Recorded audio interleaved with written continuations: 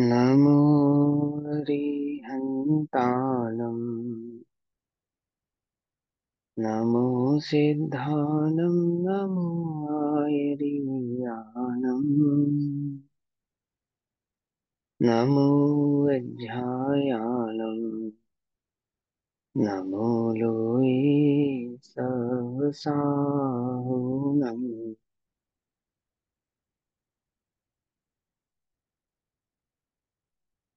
मङ्गलं भगवान् वीरो मङ्गलं गौतमो गणे मङ्गलं कुन्दकुन्दार्त्यो जैन धर्मोऽस्तु मङ्गलम् सर्वमङ्गल्यमाङ्गल्यम् सर्वकल्याणकारकम् प्रधानां सर्वधर्माणां जैनं जयतु सा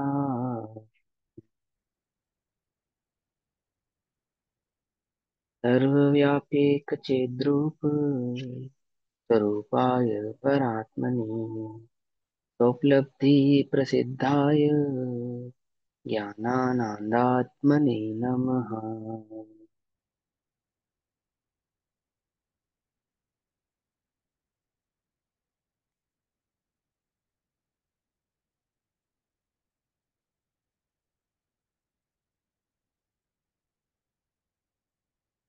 हमारी दोपहरकालीन कक्षा का विषय चल रहा है श्री सारजी प्रमागम।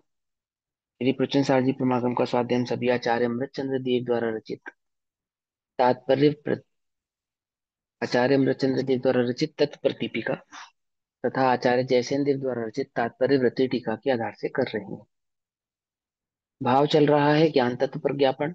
ज्ञान तत्व प्रज्ञापन के अंतर्गत 52 नंबर की गाथा चल रही है ज्ञान प्रज्ञापन का, है ना। ज्ञान तत्व प्रज्ञापन महाधिकार के अंतर्गत ज्ञान अधिकार। ज्ञान अधिकार कहता है कि ज्ञान बंध का कारण नहीं है, अर्थात केवल ज्ञान आदि के स्वरूप को समझाने के पश्चात अंतिम गाथा है ज्ञान अधिकार की, जिसमें यह समझाया जा रहा है कि जानना बंध का कारण नहीं है। ऐसा 52 नंबर की गाथा का भाव है। गाथा पाठ पढ़ते हैं। नाविपर्णम दीन गण दी उपज दीनेव तेषु अर्थेषु जानन विते आदा अबंध गौतेन पन्नतौ ज्ञान जानता सब द्रव्यों को किंतु गे में कभी न हो रहता और उपजाता भी नहीं अथा अबंधक उसे कहो। ज्ञान समस्त द्रव्यों को जानता हुआ ना तो उनको ग्रहण करता है, ना ही उन ज्ञेयों को उपजाता है, ना स्वयं उन ज्ञेयमय हो जाता है। अतः वह ज्ञान तो जानन भाव मात्र होने से अबंधक ही है। ऐसा भाव इस गाथा में समझा रहे हैं। 131 नंबर का पेज है, टीका पढ़ेंगे। आचार्य अमरचंद्र देव आचार्य कुंद कुंद देव के इस भाव को स्पष्ट करते हुए कहते हैं, उदय गदा कमंसा इस 43वें गाथा सूत्र में, है ना। 43 नंबर की गाथा में भी जानना बंध का कारण नहीं है, और वहां ज्ञार्थ परिणमन को बंध का कारण कहा था, ज्ञानार्थ बंध को बंध का कारण नहीं है, ऐसा स्पष्ट किया था, है ना। वहां पे ज्ञान के अबंध भाव को भली प्रकार से स्पष्ट करने के पश्चात फिर आचार्य देव जब 52 नंबर की गाथा पे टीका करते हैं तो याद कराते हुए, हमको याद कराते हुए कहते हैं या स्वयं याद करते हुए कहते हैं कि इस 43वें गाथा सूत्र में उदयगत पुद्गल कर्मांशों के अस्तित्व में चेतती चेतित होने पर, जानने पर, अनुभव करने पर, मोह राग द्वेष में परिणत होने से ज्ञेयार्थ परिणमन स्वरूप, है ना। ज्ञेयार्थ परिणमन किसको कहा? जब ये ज्ञेयार्थ परिणमन की चर्चा हुई ना, तो इस ज्ञेयार्थ परिणमन के ऊपर बहुत विचार विमर्श हुआ, मालूम। बहुत चिंतन किया लोगों ने, विद्वानों ने, आपस में गोष्ठियां भी हुई, चर्चा भी हुई, विमर्श भी हुआ। किसी को समझ में आया, कभी समझ में आया, कभी नहीं समझ में आया। कभी उलझन भी बनी रही है ना।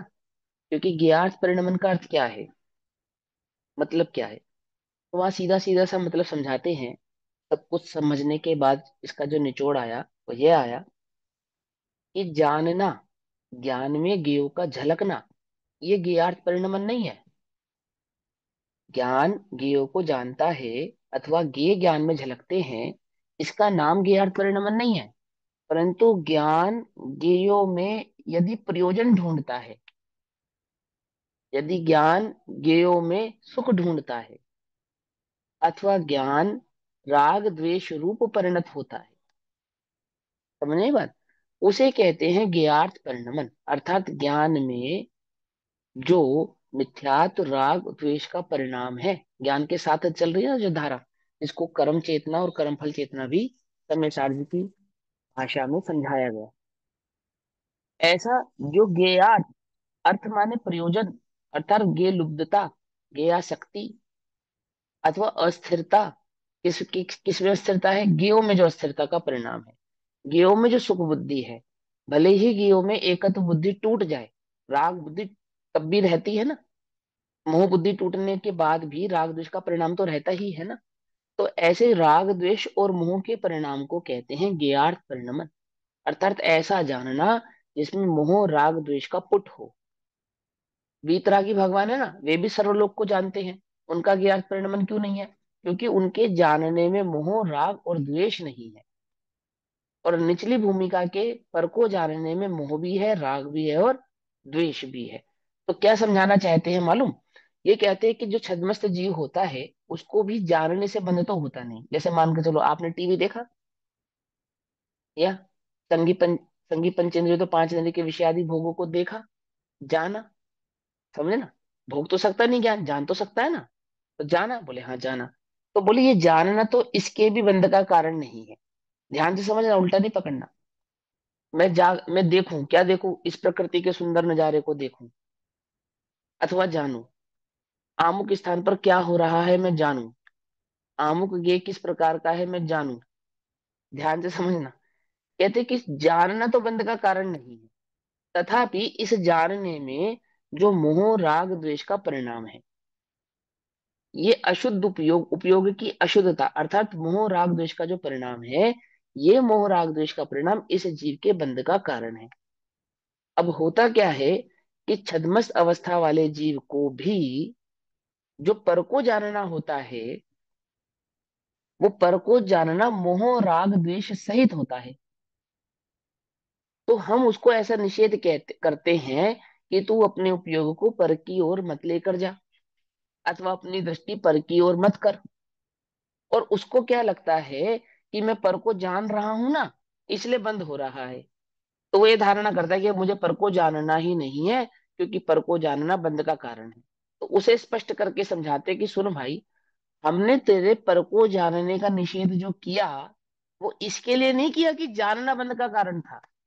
हमने तो पर को जानने का तेरी भूमिका में निषेध इसलिए किया क्योंकि छद्मस्त भूमिका में जो पर को जानना होता है वो मोह राग द्वेष सहित ही होता है, उसके बिना नहीं हो सकता।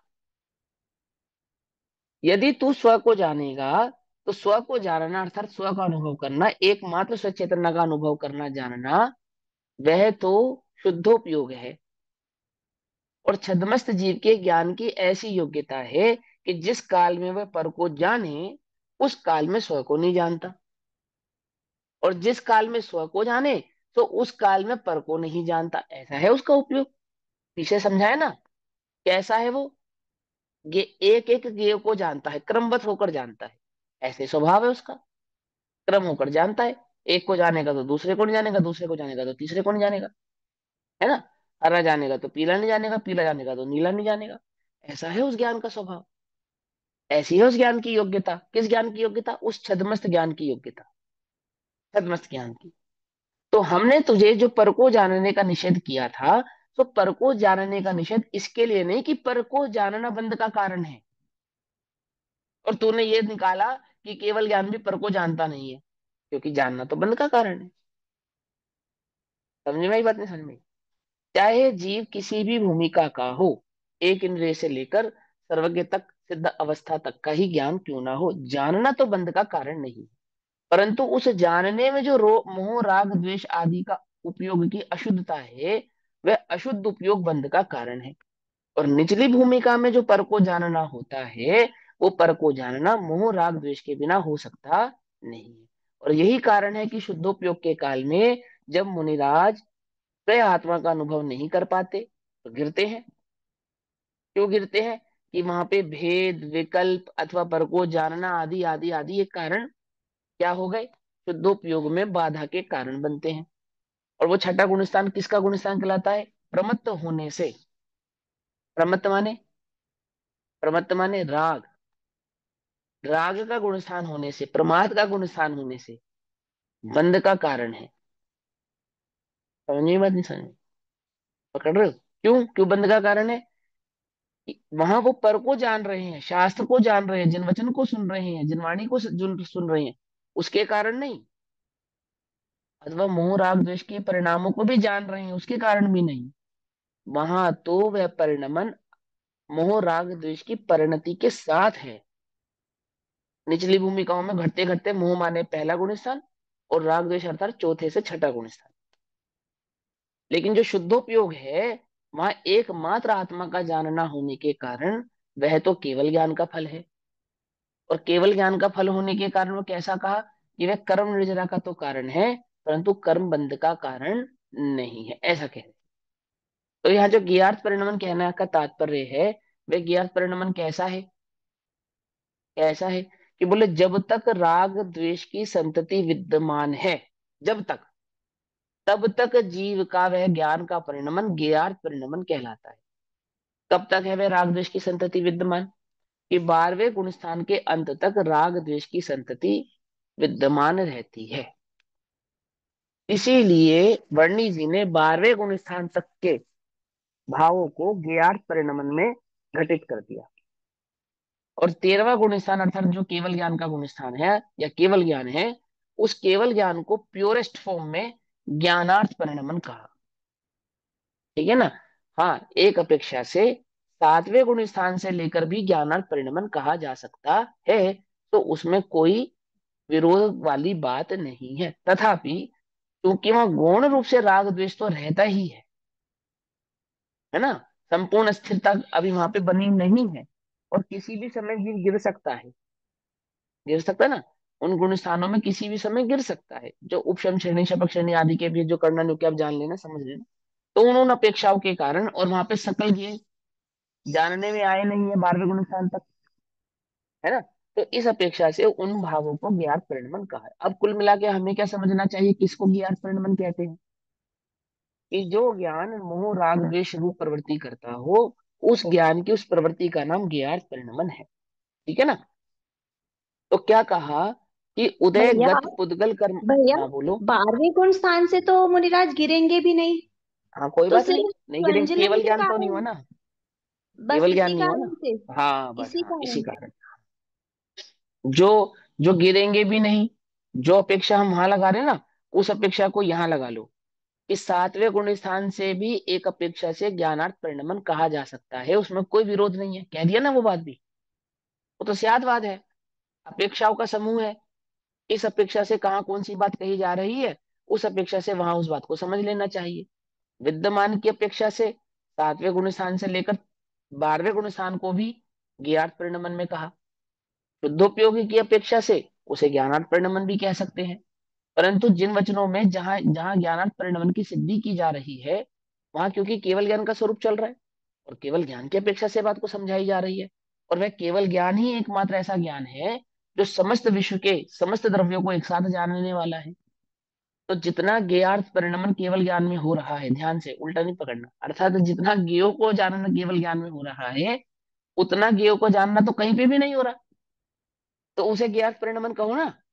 तो कहते हैं ज्ञेय को जानना ज्ञात परिणमन नहीं है। ज्ञान में मोह राग द्वेष की संतति का विद्यमान होना, ज्ञान के साथ अस्थिरता का परिणाम वह विद्यमान होना, उस विद्यमानता का नाम ज्ञात परिणाम। ठीक है ना? तो क्या कहते हैं? उदयगत पुद्गल कर्मांशों के अस्तित्व में, अर्थात जब तक कर्म का उदय विद्यमान है, कब तक विद्यमान है कर्म का उदय? कौन से कर्म के उदय की बात कर रहे हैं ये? कि जब तक ज्ञान में कर्म का उदय विद्यमान है ना। क्योंकि कर्म का उदय तो तीर्थंकरों के भी है, अरहंतों के भी है या नहीं है? उस कर्म के उदय की बात नहीं कर रहे हैं, ठीक है ना। यहाँ तो उस कर्म के उदय की बात कर रहे हैं जिसकी संतति ज्ञान के साथ है, अर्थात जिसके कारण ज्ञान में आवरण आदि भाव है, ठीक है ना।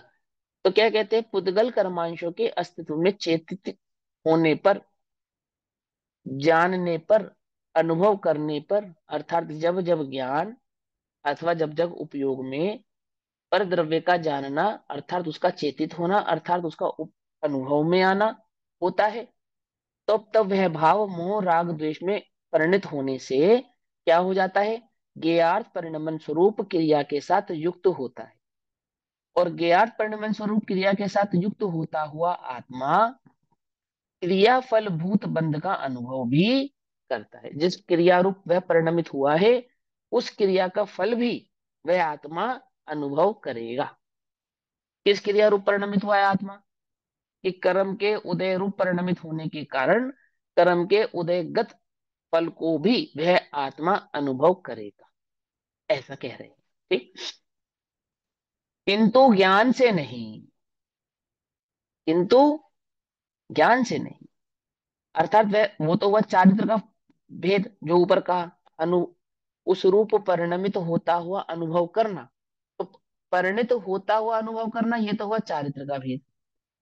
अब यहाँ कैसे कहते हैं, लेकिन ज्ञान से नहीं, क्योंकि ज्ञान तो सभी अवस्थाओं में मात्र जानन रूप है, चाहे निचली अवस्था हो चाहे उचली अवस्था हो, चाहे केवल ज्ञान हो। तो यहाँ ये समझाना चाहते हैं कि जानना बंध का कारण नहीं है, लेकिन किस जानने को बंध का कारण कहा जाता है वह बात यहाँ पे स्पष्ट कर रहे हैं, है ना। किंतु ज्ञान से नहीं, इस प्रकार प्रथम ही अर्थ परिणमन क्रिया के फल स्वरूप से बंध का समर्थन किया गया है। अर्थ क्रिया मतलब, अर्थ परिणमन क्रिया का मतलब क्या हुआ? पर में प्रयोजन भाव स्थापित किया है जिसने। अर्थ परिणमन क्रिया, कौन सा अर्थ परिणमन क्रिया, कौन सा प्रयोजन रूप परिणमन क्रिया? ज्ञेयार्थ, ज्ञेयों में प्रयोजन भाव भाषित होने वाला जो ज्ञान का परिणमन है, अर्थात जो ज्ञान ज्ञेयों में सुख ढूंढ रहा है, जो ज्ञान ज्ञेयों में अस्थिर हुआ जा रहा है, जो ज्ञान ज्ञासक्त हुआ जा रहा है, ज्ञ लुब्ध हुआ जा रहा है। आई बात समझ में? है ना। जानना बंद का कारण नहीं है, परंतु वह ज्ञान जो ज्ञेयों में क्या ढूंढ रहा है, सुख ढूंढ रहा है, अस्थिर हो रहा है, वो ज्ञान कैसा है? कि वह ज्ञेयार्थ परिणमन है। सम्यक दृष्टियों को ज्ञेयार्थ परिणमन होता है या नहीं होता है? बोलो, होता है। राग द्वेष का परिणमन भी ज्ञेयार्थ परिणमन ही है, ऐसा समझा रहे। कब तक ज्ञेयार्थ परिणमन रहता है? बोले 12वें गुण स्थान के अंत तक ज्ञेयार्थ परिणमन है, भले ही वो शुद्धोपयोग का गुण स्थान है, अप्रमत्त गुण स्थान है, तथापि विद्यमानता है, संजलन की विद्यमानता है, वो विद्यमानता के कारण वो ज्ञात परिणमन है। ज्ञानार्थ परिणमन तो वह है जो युगपद हो, जिस ज्ञान में आत्मा का अनुभव और पर को जानना दोनों एक साथ लक्ष्य हैं। समझ में आती है बात, नहीं समझ में आती? क्या होता है वो? उसको कहते हैं ज्ञानार्थ परिणमन। बात समझ में आ रही है आपको या नहीं समझ में आ रही है? आती है? ध्यान से समझना भैया, नहीं समझ में आए तो पूछना, ठीक। अब मैं, मुझे ऐसा लग रहा है कि जो मैं समझा रहा हूं आपको वह बात समझ में आ गई है, तो मैं आगे जा रहा हूं, ठीक। किंतु ज्ञान से नहीं, ज्ञान से नहीं, ज्ञान बंध का कारण नहीं है। क्या कहते हैं, इस प्रकार प्रथम ही, प्रथम ही मतलब पहले ही, तुम ये बात भली प्रकार से समझ लो। सबसे पहला नियम जान लो। पहली बात ही अगर नहीं समझोगे तो आगे की बात समझ में नहीं आएगी। इसीलिए हे साधक, इस स्यादवाद रूपी चक्र को उठाने से प्रथम, प्रथम ही तो ये नियम जान ले। क्या नियम जान ले ज्ञान का? कि अर्थ परिणमन क्रिया के फल रूप से बंध का समर्थन किया गया है, अर्थात उपयोग की अस्थिरता के कारण ही बंध का समर्थन किया गया है, जानने के कारण नहीं किया गया है ना। बिल्कुल सिंपल साधारण सी बात कह रहे हैं। बंध तो पदार्थ रूप में परिणमन रूप क्रिया का फल है, पदार्थ रूप परिणमन अर्थात पर में परिणमन रूप क्रिया, उपयोग का जो पर में मग्न होना है, उस मग्न रूप क्रिया का फल है, यह निश्चित किया गया है। तथा गेणहदी ने वर्णा मुंचदी, इस 32वें सूत्र में, 32वें गाथा के सूत्र में शुद्धात्मा के अर्थ अर्थात शुद्धात्मा का प्रयोजन, शुद्धात्मा के अर्थ, परिणमन आदि क्रियाओं का अभाव निरूपित किया गया है। समझ में ही बात नहीं? समझ में, अर्थात शुद्धोपयोग में या आत्मा की अनुभूति में पर रूप परिणमन का अभाव समझाया गया है, बतलाया गया है। इसलिए जो आत्मा पदार्थ रूप में परिणमित नहीं होता, अर्थात जो आत्मा ज्ञेयों के अनुसार परिणमन नहीं करता, ज्ञेयों के अनुसार परिणमन नहीं करता अर्थात क्या क्या मतलब है? जो ज्ञेय आसक्त नहीं होता, जो ज्ञेय लुब्ध नहीं होता, जो ज्ञेय आक्रांत नहीं होता, जिसकी दृष्टि ज्ञेयों पर नहीं है, जो ज्ञेयों का अनुभव नहीं कर रहा है। समझ में आई बात? नहीं समझ? अथवा जो ज्ञेयों से अस्थिर नहीं हो रहा है। ठीक है ना? तो क्या कहते हैं? पदार्थ रूप में परिणमित नहीं होता, उसे ग्रहण नहीं करता। ग्रहण नहीं करता, कैसे ग्रहण ग्रहण करता है? बोलो, ज्ञान ज्ञेय को कैसे ग्रहण करता है? कि ज्ञान तो ज्ञेय को जानता ही नहीं, तो ग्रहण कैसे करेगा? जिसको मैं जानता ही नहीं उसको ग्रहण कैसे करूंगा? समझ रहे हो या नहीं समझ रहे हो? ग्रहण करता है अर्थात जो ज्ञान ज्ञेयों में लुप्त हो रहा है, ज्ञेयों की तरफ जिसकी दृष्टि है, जो ज्ञान को तो पहचान नहीं रहा है, ज्ञेयों में ही अटक रहा है, उसको कह रहे हैं। अर्थात जो ज्ञान ज्ञेयाकारों में अटक रहा है ना? तो क्या कहते हैं? उसे ग्रहण नहीं करता। अब क्या कहते हैं? जो ज्ञान ज्ञेयों में अटका नहीं, जिस जिस ज्ञान ने ज्ञेयों में प्रयोजन देखा नहीं, जिस ज्ञान को ज्ञेयों में सुख नहीं, जिस ज्ञान की ज्ञेयों पर दृष्टि नहीं, उपयोग नहीं, ग्रहण नहीं करता, और उस रूप उत्पन्न नहीं होता, अर्थात उनके अनुसार परिणमित भी नहीं होता, है ना? उस आत्मा के ज्ञप्ति क्रिया का सद्भाव होने पर वह आत्मा तो कोरा जानने वाला है। कोरा मतलब सिवाय जानने के और कोई काम नहीं कर रहा। ज्ञप्ति क्रिया का सद्भाव होने पर वह ज्ञान कैसा है?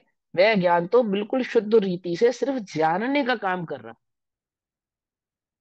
ना ज्ञेयों में उसको प्रयोजन है, ना ज्ञेयों की उसको दृष्टि है, ना ज्ञेयों में उसको कुछ सुख दुख हानि आदि का परिणाम है।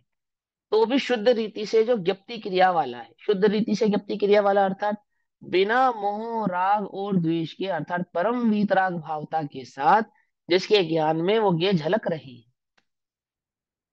झलक रही है, सद्भाव होने पर भी वास्तव में क्रिया फलभूत बंध सिद्ध नहीं होता। ऐसे ज्ञान के साथ उन ज्ञेयों के कारण बंध सिद्ध होता नहीं है, अर्थात ऐसे ज्ञान को जानने के कारण बंध सिद्ध होता नहीं है। क्या कहते हैं? भावार्थ, कर्म के तीन भेद किए गए हैं। कौन कौन से तीन भेद किए गए हैं?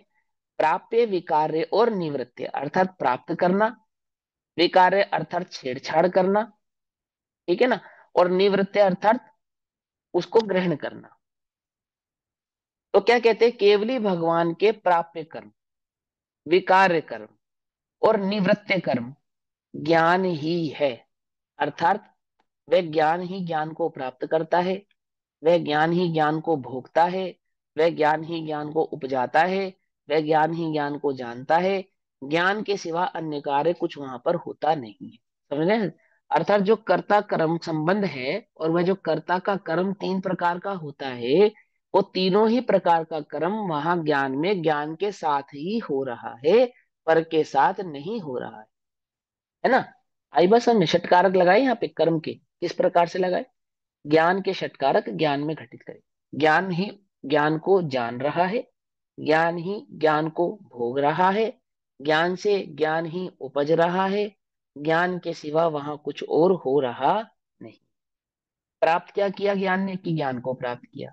भोगा किसने? ज्ञान ने, कि ज्ञान को ही भोगा। उत्पन्न क्या हुआ वहां पर? कि ज्ञान के सिवा और कुछ उत्पन्न नहीं हुआ। वहां ज्ञान के सिवा कुछ और बात भी है? कि ज्ञान के सिवा वहां कुछ नहीं। ज्ञान ही ज्ञान है, ज्ञान ही ज्ञान है, ज्ञान ही ज्ञान है।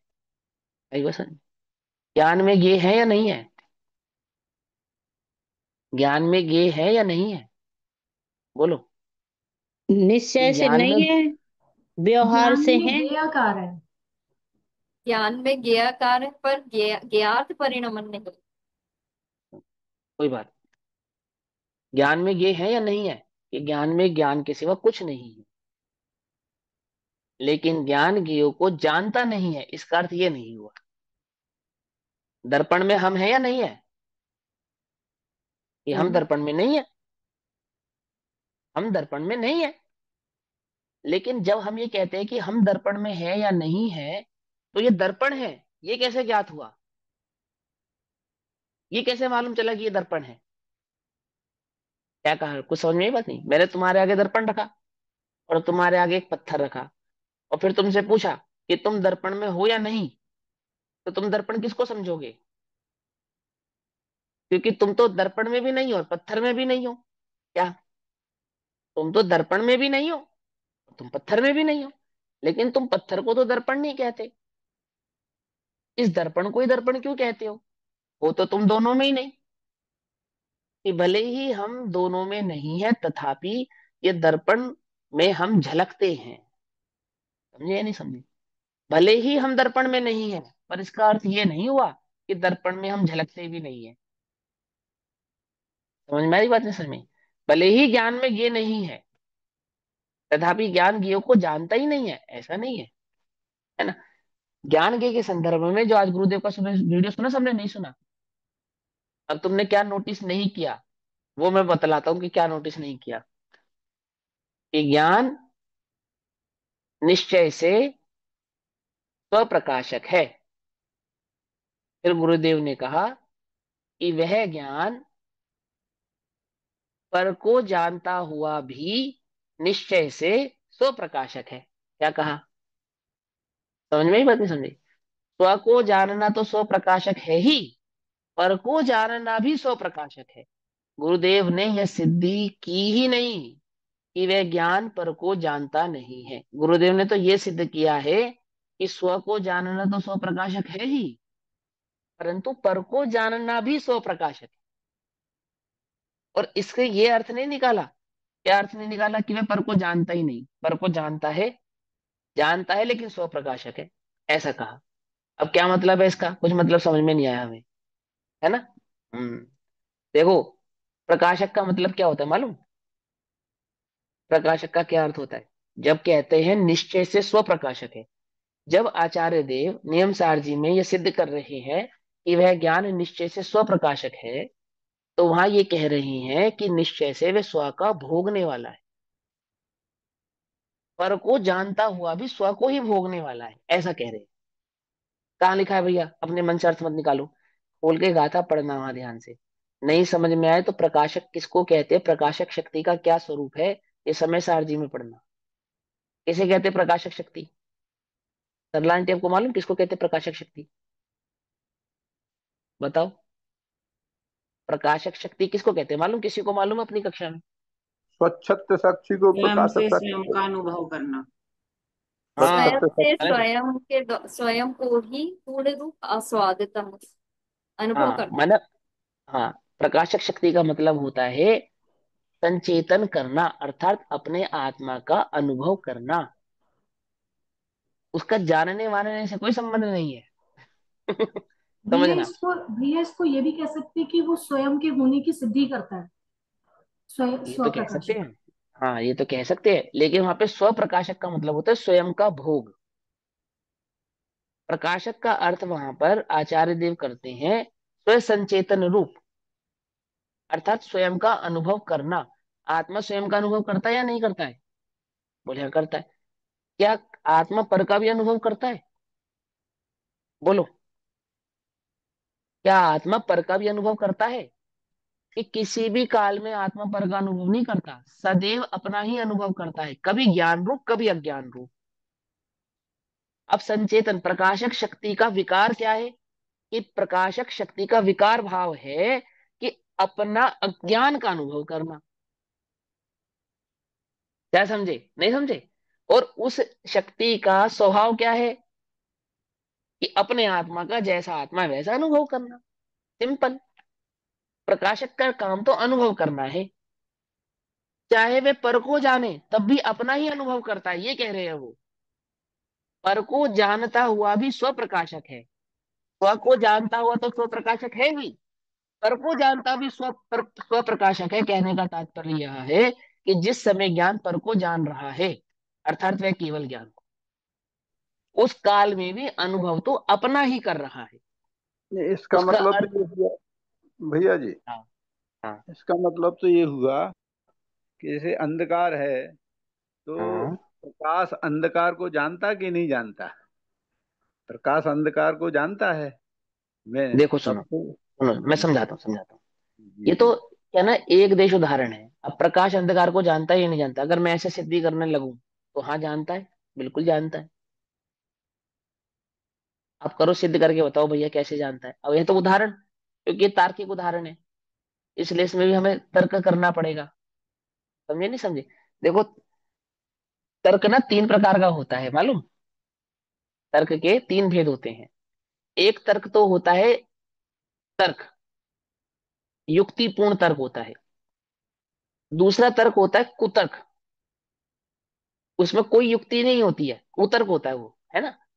और एक तीसरा तर्क होता है विभंग कहते हैं उसको।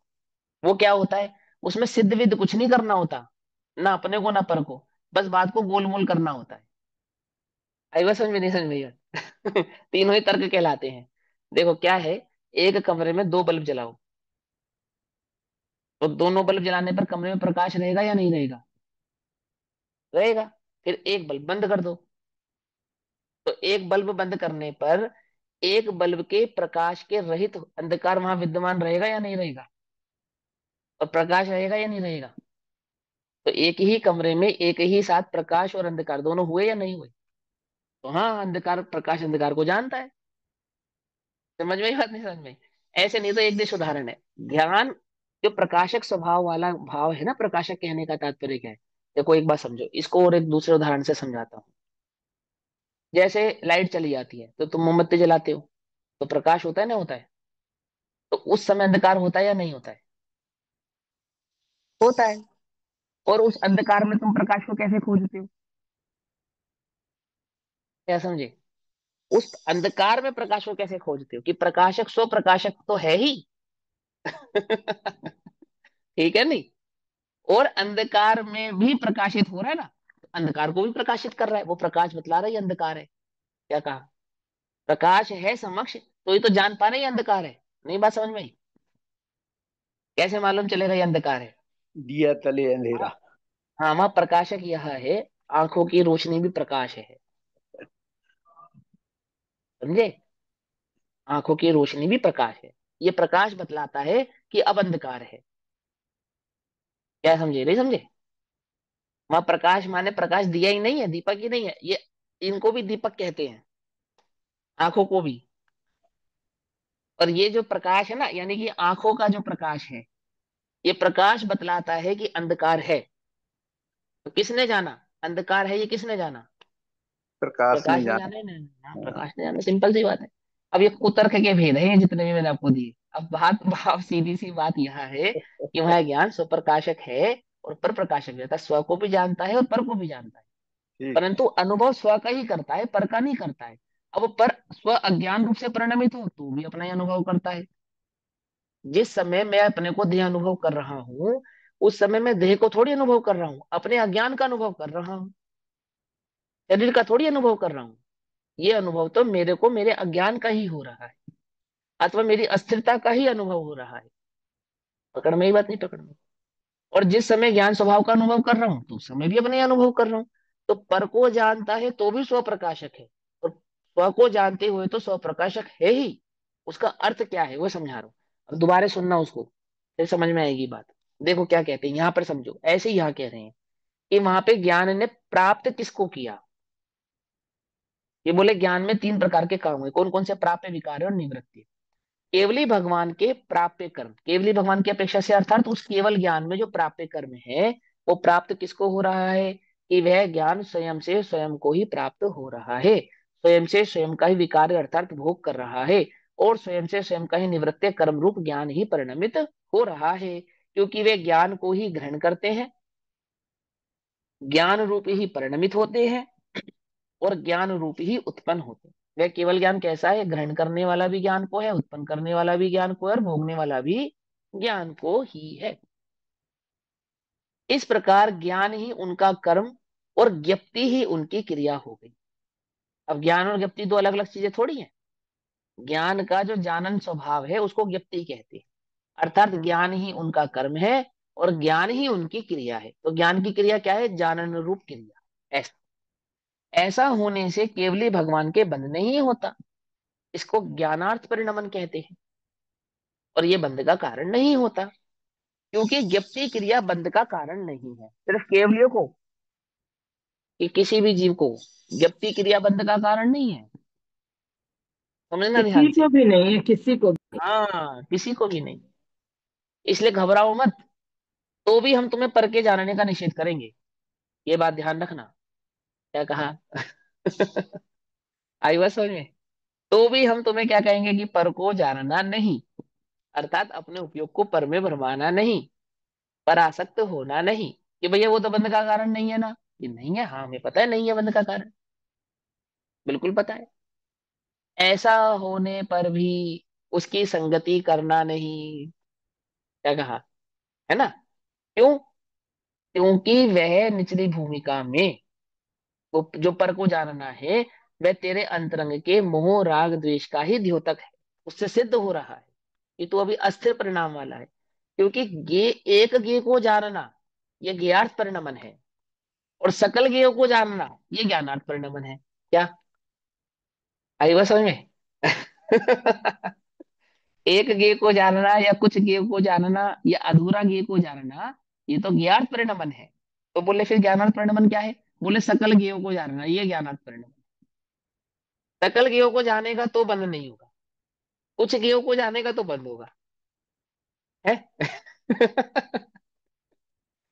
तो क्या कहते हैं? ऐसा होने से केवली भगवान के बंद नहीं होता, क्योंकि ज्ञप्ति क्रिया बंद का कारण नहीं है ना? उल्टा नहीं पकड़ना, कुछ को जानने से भी बंद नहीं होगा, जानना बंद का कारण नहीं है। हाँ, ये तो समझाना है ना, जो वो भाव पकड़ना। किंतु ज्ञेयार्थ परिणमन क्रिया अर्थात ज्ञेय पदार्थों के सन्मुख वृत्ति होना, है ना, ज्ञान का ज्ञेयों में रुकना, अटकना, है ना, अथवा उनकी ओर अपने उपयोग का जाना, ज्ञेय पदार्थों के प्रति परिणमित होना, वह बंध का कारण है। समझो ध्यान से। हम तो बहुत बड़ी भूल कर रहे हैं। ज्ञान तो ज्ञेयों को जानता ही नहीं। ज्ञान में जितने भी ज्ञाकार बन रहे हैं वो सब क्या है? वो तो सब ज्ञान ही है। तो हम तो मतलब ज्ञान को ही जान रहे हैं। निचली अरे ज्ञात अवस्था परिणमन में, है ये।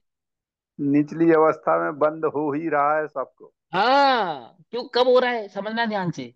हम तो ज्ञान को जान रहे हैं, ज्ञेय को जान ही नहीं रहे, और वहां पूरा का पूरा बंद हो रहा है। टोटल का टोटल उपयोग तो ज्ञेयों में भटक रहा है। मैंने शक्कर को नहीं जाना, मैंने तो ज्ञान को ही जाना। तो ज्ञान में शक्कर का भेद आया कहाँ से? मैंने नमक को नहीं जाना, मैंने तो ज्ञान को ही जाना। तो नमक को नहीं जाना ये बात आई कहाँ से? कहाँ से आई? जब तूने ज्ञान को ही जाना तो ये नमक कहाँ से आ गया? जब तूने ज्ञान को ही जाना तो शक्कर कहाँ से आ गई? क्या है शक्कर? कुछ बात समझ में आई या नहीं समझ में आई? जब तूने ज्ञान को ही जाना तो ये लाल पीला हरा नीला ये कहाँ से आ गया? क्योंकि ज्ञान तो हरा पीला नाला नीला या मिठास रूप या नमक रूप होता ही नहीं। होता ही नहीं। तो ये बात ही कहाँ से आ गई कि ये मिठास नहीं ये ज्ञान है, ये शक्कर नहीं है ज्ञान है, ये नमक नहीं है ज्ञान है, ये लाल पीला काला नहीं है ज्ञान है, अथवा ये लड्डू नहीं है ज्ञान है, ये मम्मी नहीं है ज्ञान है? कहाँ से आ गई ये बात? कहाँ से आ गई? कुछ बात समझ यही में आई तो या सब ज्ञात लोग कहें? परिणमन है। हाँ, बराबर। ये ज्ञात परिणमन है। समझो इस हम्म। बात को, हम्म। गड़बड़ मत करो। हम्म। ये ज्ञात परिणमन है। आई बात समझ में? बराबर। भैया कुछ सुध बुध ना ही रही है? मिथ्यामति छाई गई है। अभी पता तुम्हें क्या हो रहा है? हाँ, एक प्रभु कौन है जगत में? तो एक प्रभु एक गायक देव ही जगत में वास्तविक ईश्वर है। इसलिए क्या करो कि अब पंच परमेष्टियों का दर्शन भी मत करो। ठीक है। किसका दर्शन करो? एक अपने अपने गायक प्रभु भगवान का ही अनुभव करो। मालूम ऐसी भी संतति है इस जगत में मौजूद, उपस्थित, अवस्थित। सुनिए नहीं सुनी? सुनी सुनी। क्या समझाए? दृष्टि के विषय में वो बात समझाई, लेकिन कहाँ निषेध, किसका निषेध कर रहा है, उसको कौन समझाए? सर्वज्ञता की सिद्धि किए बिना इस जीव को आत्मज्ञान की, आत्मा की सिद्धि नहीं होती, ये बात उसे कौन समझाए? क्या समझे नहीं समझे, है ना? ठीक है, वो आत्मा की अनुभूति की अपेक्षा से जगत में कोई हमारा नहीं है, अपने आत्मा की अपेक्षा से। तो उसका निषेध ही कर दिया, करना ही नहीं, आवश्यकता ही नहीं है अपने आत्मा का निरंतर, तुम तो अपने आत्मा का ही दर्शन करो बस। पंच परमेष्ठी का स्मरण करने की आवश्यकता ही नहीं है, करना ही नहीं है। अब यहाँ तो आचार्य जैसे देव पता है क्या करने वाले हैं? इस गाथा के बाद मंगलाचरण करने वाले हैं। और उस मंगलाचरण में पता है किसको नमस्कार करने वाले हैं?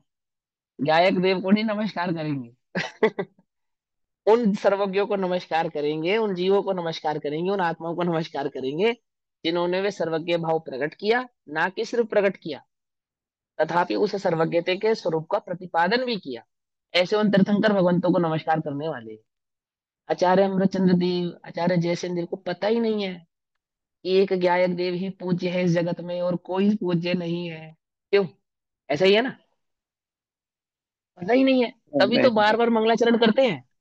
वो एक वो गाथा एक्स्ट्रा चल रही है तो ना, ऐसा होगा ना, या बंधक गाथा होना है तो नहीं। सबको जानना पड़ेगा। हाँ नहीं नहीं, वो तो स्वरूप की बात है ना। हाँ, अब गाथा तो चल रही है 52, और इस मंगलाचरण के चक्कर में क्या हो जाती है ये बार बार, एक आगे जब 53, आचार्य जयसेंद्र की टीका पढ़ेंगे तो 53 हो जाएगी। क्यों हो जाएगी? वो मंगलाचरण कर कर रहे थे इसलिए हो जाएगी। और आगे क्या होगा, दो गाथा आगे चलेंगी। क्यों होंगी वो दो गाथा आगे? वो फिर मंगलाचरण करेंगे। इसके लिए होगी। समझ में आई बात? देखो क्या कहते हैं, छठे सातवें गुण स्थान में झूलने वाले मुनिराज पंच परमेश्वरों का स्मरण करते हैं। ज्ञात सन्मुख वृत्ति होना, ये पदार्थों के प्रति परिणमित होना, वह बंध का कारण है। अब पूर्वोक्त आशय को काव्य द्वारा कहकर, इस भाव को काव्य के द्वारा कहकर केवल ज्ञानी आत्मा की महिमा बतलाकर यह ज्ञान अधिकार पूर्ण किया जाता है। ठीक? कैसे कहा जाता है? एक छंद कहेंगे।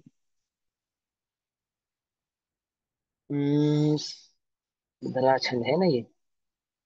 जानन्यपेश विश्वम युगपदपि भगवत विभूतम समस्तम मोहभावदात्मा परिणमित परम नैव निर्मूल कर्मा तेनास्ते मुक्त एव प्रसभ विकसत व्यक्ति विस्तारपित ज्ञेयाकारं त्रिलोकीं पृथग पृथगत धोत्यम ज्ञान मूर्ति, जो है कर्म विनाशक एवं त्रैकालिक सारे जग को, युगपत जाने किंतु मोह नहीं, अतः न उससे तन्मय हो। इतना स्पष्ट लिखा है बिल्कुल हिंदी में।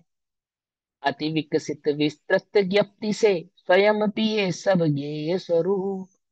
ये मतलब जाने, वह त्रिलोक को पृथक अपृथक जाने ज्ञान मूर्ति शिव रूप। वह त्रिलोक को कैसा जानता है? पृथक और अपृथक। पृथक और अपृथक मतलब एक साथ भी जानता है और अलग अलग भी जानता है। ऐसा एक ही समय में एक साथ जानता हुआ अलग अलग जानता है, पृथक अपृथक।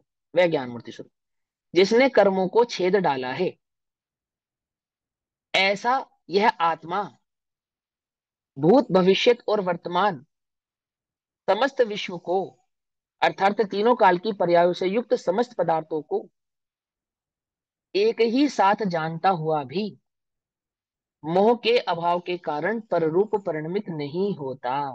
किसके अभाव के कारण? मोह के अभाव के कारण पररूप परिणमित नहीं होता। इसलिए कौन से मोह के अभाव के कारण? यहाँ पे दर्शन मोह और चारित्र मोह दोनों को एक मोह कह दिया। तो वहां पे दर्शन मोह का भी अभाव है और चारित्र मोह का भी अभाव है। कहाँ पर? केवल ज्ञान अवस्था में, क्योंकि यहाँ पे केवल ज्ञान अवस्था की बात चल रही है। तो तुम ऐसा मत समझना कि वो दर्शन मोह के अभाव की बात कर रहे हैं या सम्यक दृष्टि की बात कर रहे हैं। वहां तो केवलियों की ही बात चल रही है। एक मोह का अभाव हो जाने का मतलब हो गया वहां पे दर्शन मोह और चारित्र मोह, दोनों ही प्रकार के मोह का वहां पर अभाव हो गया। कहाँ पर? उस केवल ज्ञान अवस्था में। ठीक है। इसलिए अब जिसके समस्त ज्ञाकारों को अत्यंत विकसित, ध्यान से समझना, इसलिए जिसके समस्त ज्ञाकारों को अत्यंत विकसित व्यक्ति के विस्तार से स्वयं पी गया है। अर्थात वह ज्ञान में अनंत ज्ञेय कैसे लक्षित, कैसे झलक रहे हैं कि आप उन ज्ञेयाकारों को उस ज्ञान से कभी अलग ही नहीं कर सकते। पी गया अर्थात दोनों एक ही हो गए हैं, है ना। ऐसे तीन लोक के पदार्थों को पृथक और अपृथक प्रकाशित करता हुआ वह ज्ञान मूर्ति मुक्त ही रहता है। प्रकाशित करता हुआ का यहाँ पे अर्थ है जानता हुआ। जानता हुआ वह ज्ञान मूर्ति कैसा है, मुक्त ही रहता है, पर को जानता ही नहीं है, ऐसी कोई बात ही नहीं है। ठीक। अब क्या कहते हैं, इति ज्ञान अधिकार, यहाँ इस प्रकार तत्व प्रदीपिका टीका में ज्ञान अधिकार समाप्त होता है। अब इसी अ- अंतिम गाथा का, जो 51 नंबर की गाथा है ना, 52 नंबर की, इसी गाथा को तात्पर्य वृत्ति गाथा में कहेंगे। 52 नंबर की गाथा को तात्पर्य वृत्ति यानी कि अब आचार्य जयसेन देव इस गाथा का भाव समझाएंगे। आचार्य कुंदकुंद देव और आचार्य अमृतचंद्र देव दोनों के भाव को यहाँ पर तात्पर्य यानी कि स्पष्ट करेंगे। और यहाँ ये गाथा 53 हो जाती है, गाथा नंबर 53 हो जाती है। अब पहले जो कहा था, क्या कहा था कि पदार्थों के परिज्ञान का सद्भाव होने पर भी, पदार्थों के परिज्ञान, परिज्ञान का मतलब होता है संपूर्ण ज्ञान, पूरा का पूरा ज्ञान, पदार्थों का परिपूर्ण ज्ञान होने पर भी राग द्वेष मोह के अभाव के कारण केवली भगवंतों के बंध नहीं होता, है ना। कहाँ लिखा है कि पदार्थों को वो जानते ही नहीं है, पर को वे जानते ही नहीं। ये बार बार बार ठोकी जा रही है ना, क्यों, समझ लो ना। भाई तुम्हारे दिमाग में कील जैसी ठुक जानी चाहिए कि ऐसा नहीं है कि पर को जानता नहीं है। पर को जानता नहीं है का अर्थ क्या है, वो भी तुम्हें भाषित होना चाहिए, अच्छे से पता होना चाहिए, छल नहीं ग्रहण करना। जब पर को जानेगा नहीं तो ज्ञान परिणमन की सिद्धि नहीं कर पाएंगे हम, मालूम, सिद्धि नहीं होगी उसकी, पूरा का पूरा सिद्धांत ही लोप हो जाएगा। इस सांख्य मतियों की मान्यता है कि ज्ञान पर को जानता नहीं, मालूम तुम्हें, ये सांख्य मतियों की मान्यता है। निश्चय सांख्य मति होने में और दृष्टि के स्वरूप को समझने में बाल बराबर भर का अंतर है। क्या कहा, वस्तु स्वरूप को समझे ना, तो दृष्टि का जो विषय है, दृष्टि का विषय और सांख्य मति, इन दोनों में क्या अंतर है, बाल बराबर का अंतर है बस। इतनी सी चूक हुई नहीं और तुम सम्यक दृष्टि से सांख्य मति के पाले में गिरे नहीं। क्या समझे, बड़े ध्यान से अध्यात्म की भावना को बड़े ध्यान से समझना चाहिए, नहीं, बाल बराबर इसके बिना चूक तो में कुछ, क्या कैसा समझेंगे? बाल बराबर ही है, दृष्टि के विषय से जरा सा चूके नहीं और तुम सीधा निश्चयभाषी हो जाओगे, सांख्य मति हो जाओगे, स्वरूप को तुमने परिपूर्णता से ग्रहण नहीं करा। अब पता है तुम कहाँ कहाँ अटकते हैं, हम तुम वो प्रमाण का विषय है, वो नए का विषय है। आपको मालूम ये जो प्रमाण और नए और ये न्याय आदि है, इन सब की कोई आवश्यकता ही नहीं थी, ना इनकी चर्चा की जाती थी। सच्ची बता रहा हूँ मैं आपसे। आचार्य कुंद कुंद की आप टीका गाथाएं पढ़ेंगे ना, बिल्कुल सिंपल सहज है, एकदम सिंपल सिंपल। तो ज्यादा विशेष वहां पे प्रमाण या नए या निक्षेपों की बात करने की जरूरत नहीं पड़ती है, या न्याय की बात बतलानी नहीं पड़ती है। कब पड़ी है न्याय की जरूरत, जब अन्य मतियों का सामने हुआ ना, सामना, जब अन्य मत का जैन मत के साथ टकराव हुआ, उस टकराव के कारण इस न्याय का जन्म हुआ। सिद्ध करना पड़ा कि नहीं ऐसा नहीं, ऐसा ऐसा नहीं, ऐसा ऐसा नहीं, ऐसा। बात समझे, सारे जगत में एक ही भगवान है, तो ये दूसरा भगवान नहीं है, ये सिद्ध करने की आवश्यकता भी नहीं है। ये दूसरा व्यक्ति भगवान नहीं है, यही भगवान है, ये सिद्ध करने के लिए दूसरा भगवान चाहिए, चाहे नकली चाहिए। क्या कहा, जगत में अगर नकली हीरा ही नहीं है, नकली मोती ही नहीं है, तो असली मोती पहचान करने की आवश्यकता भी नहीं है।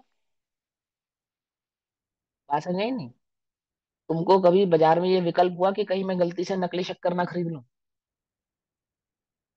क्यों, समझना ध्यान से, क्योंकि शक्कर का तो एक ही विकल्प है, मिठास, एक ही विकल्प है ना उसका तो।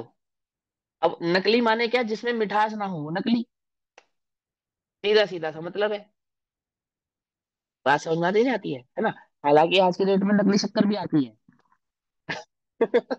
जो मीठी ही होती है लेकिन वो शक्कर नहीं होती है। मैं उस चक्कर में नहीं पड़ रहा, मुझे तो तुम्हें सिंपल बात समझानी है।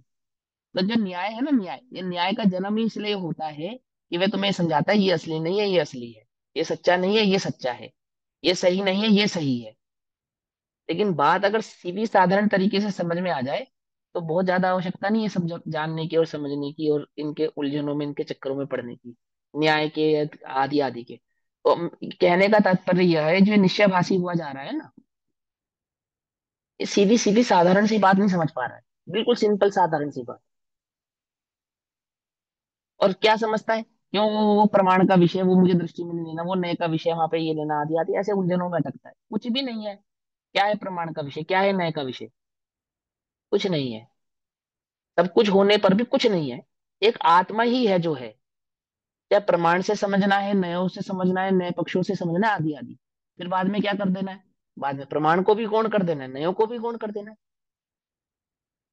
ना तो नए पक्षों में अटकना है, ना प्रमाण के विषय में अटकना है। अटकना तो तुम्हें कहीं पे भी नहीं है। ये तो सारा का सारा विषय समझाने का तरीका है। ये तो सबको सब कुछ तुम्हें समझाने के तरीके हैं। तुम सही बात समझ जाओ। तुम सही बात समझोगे नहीं तो क्या प्रमाण और क्या नहीं, अगर तुमने सही बात समझी ही नहीं, है ना? तो ये समझा रहे सही सही बात, सही सिंपल सिंपल तरीके से समझो। बहुत कुछ बहुत विशेष है भी नहीं। 8 वर्ष का बालक समय दर्शन कर लेता है, केवल ज्ञान प्रकट कर लेता है। क्या है इसमें, कोई वो बहुत विशेष बात है क्या? 13 वर्ष की उम्र में तो आचार्य ही हो गए। क्या दम है? कुछ नहीं है। तुम्हें लगता हो कि बहुत बहुत विशेष है और जाने क्या करना पड़ेगा, कुछ नहीं, बिल्कुल सरल सी साधारण सी बात है। ना समय दर्शन प्रकट करना मुश्किल है, ना स्वरूप समझना मुश्किल है, कुछ भी नहीं है। एक ही चीज चाहिए। क्या चाहिए? एक ही चीज चाहिए, और वो है वास्तविक रुचि। वास्तविक रुचि। तुम्हें कौन बताता है कि ये पिक्चर तो अच्छी है और ये पिक्चर अच्छी नहीं है? कौन सिखाता है तुम्हें ये बात? ये तुम्हें कौन सिखाता है कि ये व्यंजन तो बहुत बढ़िया है और ये व्यंजन बढ़िया नहीं है? किसने सिखाई तुम्हें ये बात? रुचि रुचि। आई बात समझ में? क्या समझ में आई?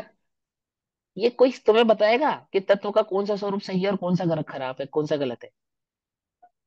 ये तो स्पष्ट ही है। तुम्हारी रुचि सही होनी चाहिए। अब रुचि क्षोभम ज्ञान की होगी तो अटके रहना जहां तुम्हें अटकना है। रुचि पर की होगी तो भटकते रहना जहां तुम्हें भटकना है। लेकिन अगर वास्तविक में, वास्तविकता से रुचि आत्मा की है, तो अटकने और भटकने का कोई विकल्प ही नहीं है इन आगमों में, है ही नहीं। ऐसी कोई बात ही नहीं है कि इनको पढ़ के कोई अटक जाए, कहीं तुम रुक जाओ, या कहीं भटक जाओ, या अर्थ का अनर्थ ग्रहण कर लो, कुछ नहीं है। लेकिन तुम्हें रुचि ही अगर क्षेपशम की है, पंडिताई की है, और पर की है, और जाने किस किस की, एक आत्मा की नहीं है, तो फिर तो जब साक्षात भगवान आदिनाथ थे तब मारिच को नहीं समझा पाए, है ना? साक्षात केवल ज्ञान के समक्ष नहीं समझ पाया, ना वस्तु का स्वरूप समझ पाया, ना आत्मा का स्वरूप समझ पाया। ये उल्टा और क्या करा, नए नए नए मत, नए नए पक्ष खड़े कर दिए, करे ना उसने। हम भी यही करते हैं।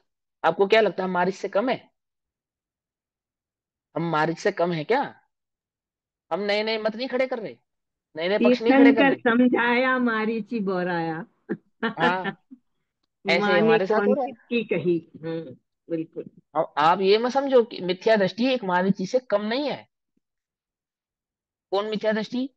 जिसे जिन आज्ञा का भय नहीं है, जैसे वस्तु स्वरूप को वास्तविकता में समझने की रुचि नहीं है, वह तो यहां तक सिद्ध करने को तैयार है कि आचार्यों की बात गलत है और मेरी सही है। वो तो ये भी सिद्ध करने को तैयार है कि तुम्हें आगम में कहीं नहीं मिलेगा, मैं बतला रहा हूँ।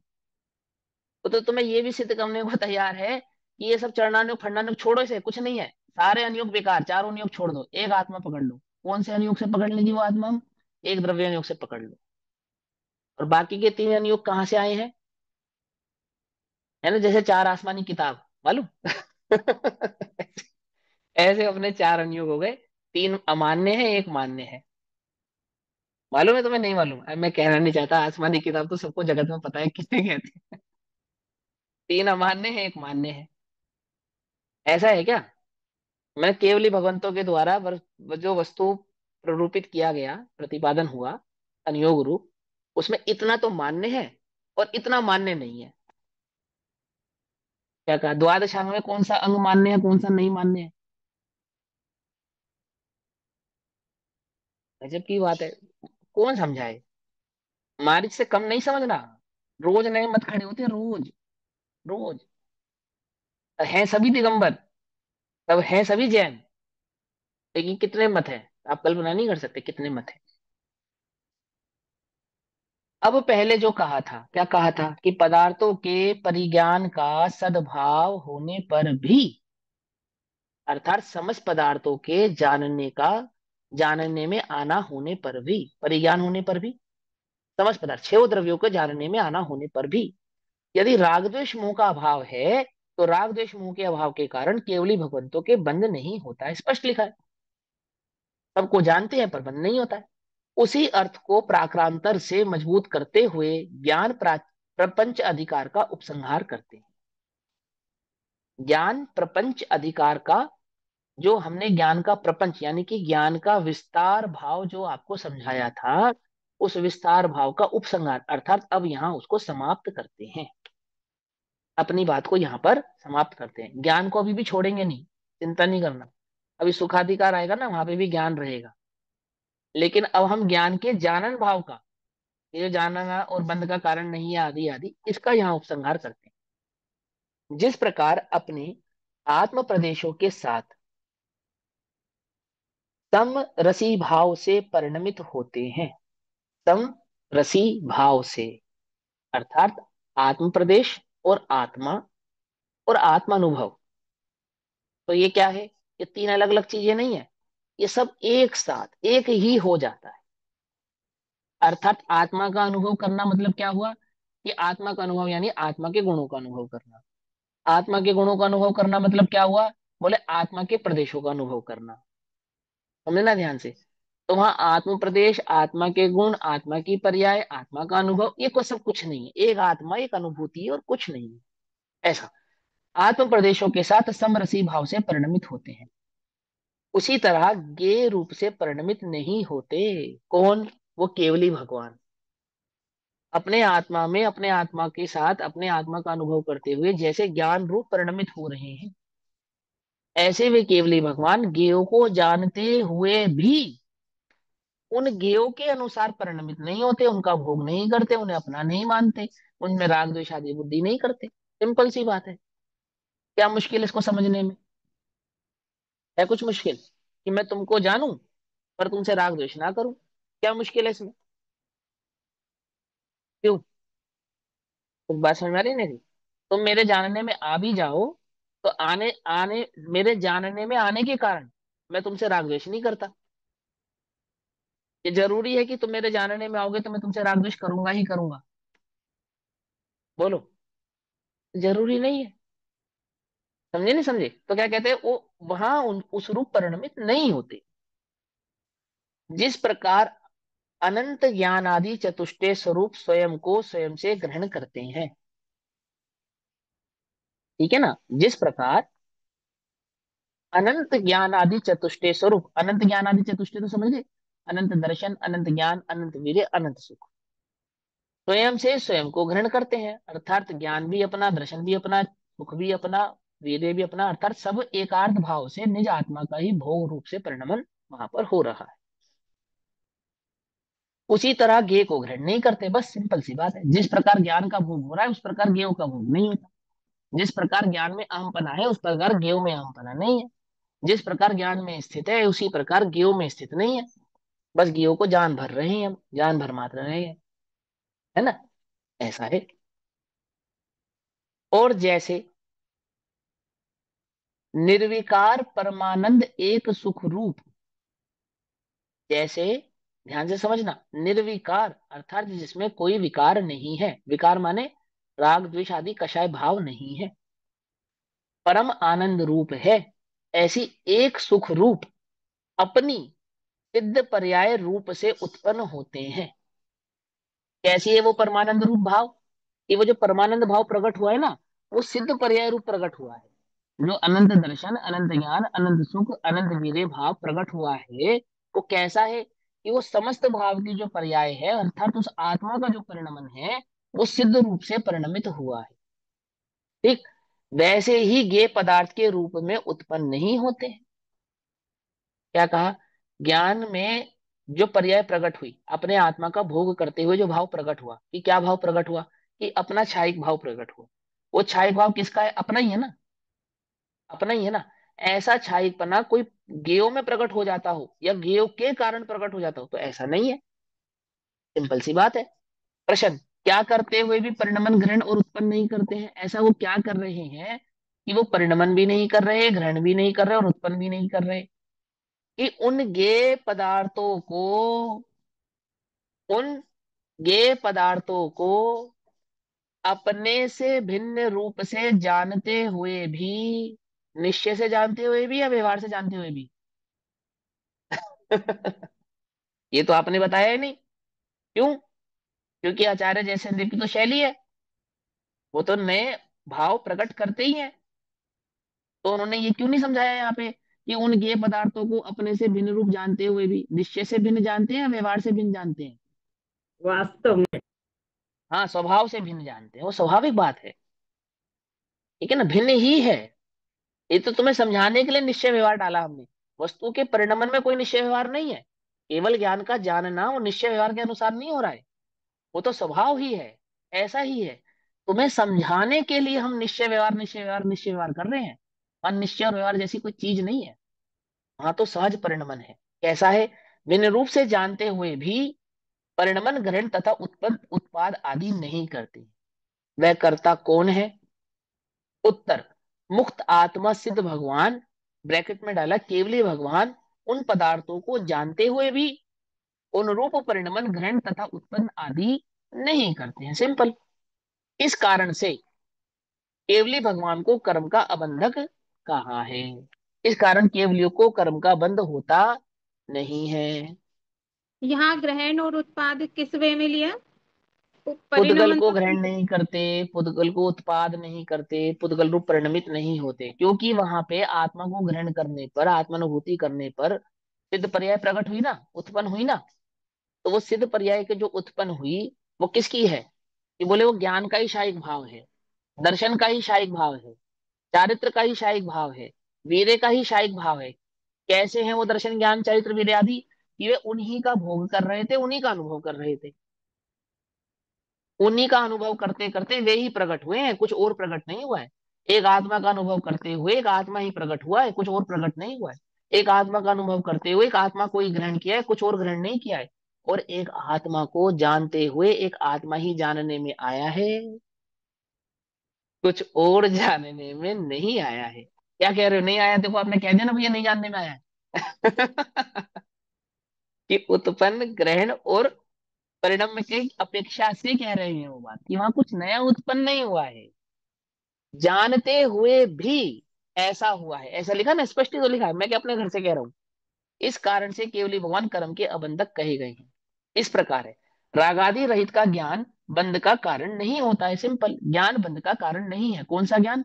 जो रागादि रहित हो वह ज्ञान। अभी आपका 1-2 मिनट ऊपर हो गए मुझे मालूम है, ठीक है, विकल्प नहीं करना, इसे पूरा करना इसलिए।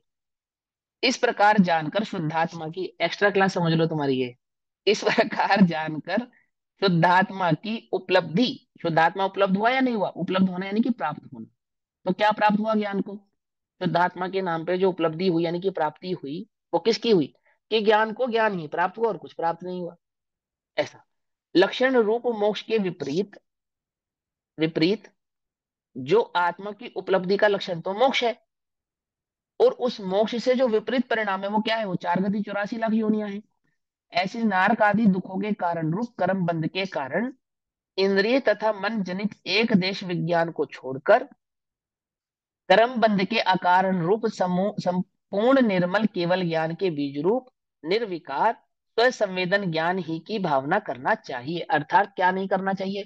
हे उपशम ज्ञान में नहीं अटकना चाहिए, ज्ञात परिणमन में नहीं अटकना चाहिए, ऐसे ज्ञान में नहीं अटकना चाहिए जो क्रम से जानता हो, एकमात्र आत्मा का अनुभव ही करना चाहिए।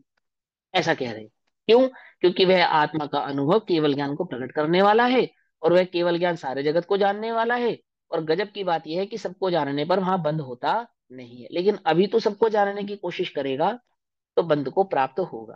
कि आप तो कह रहे थे सबको जाने बिना आत्मा को नहीं जान पाऊंगा, अब कह रहे हो कि सबको जानेगा तो बंद को प्राप्त होगा, कि भैया वस्तु स्वरूप की अपेक्षा से कह रहे थे तुझे, है ना। उल्टा उल्टा मत ग्रहण कर, ऐसा अभिप्राय है। इस प्रकार राग द्वेष मोह रहित होने के कारण केवल ज्ञानियों के बंध नहीं होता है, ऐसा कथन रूप से ज्ञान प्रपंच अधिकार की समाप्ति की मुख्यता से एक गाथा सूत्र द्वारा आठवां स्थल पूर्ण हुआ है। अब आगे का भाव कहेंगे तो समय हुआ। तब तक के लिए हाँ सभी को जय जी, जिनेन्द्र हो। ओम नमः सिद्धे। आगे की पीडीएफ भी डाल दीजिएगा। हम अब डालेंगे, शेयर कर देंगे। ओम नमः सिद्धे। जिनवाणी। निज निधि निज ने बताई यह अनंत उपकार है, उसके लिए जिनवाणी माँ को वंदना शतबार। नमो हरिहंताणं नमो सिद्धाणं नमो आयुर्याणं नमो क्षणं नमो हरिहंताणं नमो सिद्धाणं नमो